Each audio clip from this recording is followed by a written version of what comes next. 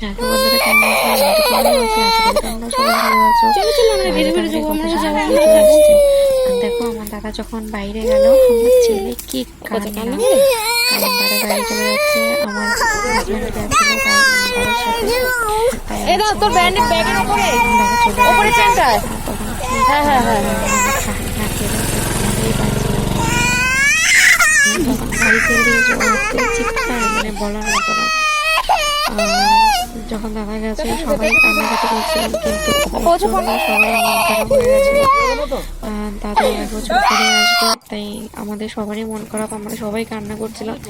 কিন্তু বাবু খুব চিৎকার করে কান্না করছিল, আমরা তো সেভাবে কান্না করছিলাম না, মাকে সান্ত্বনা দিচ্ছিলাম। মায়ের খুব কষ্ট হচ্ছিল, আমাদের কষ্ট হচ্ছিল, কিন্তু আমাদের থেকে মায়ের বেশি কষ্ট হচ্ছিল।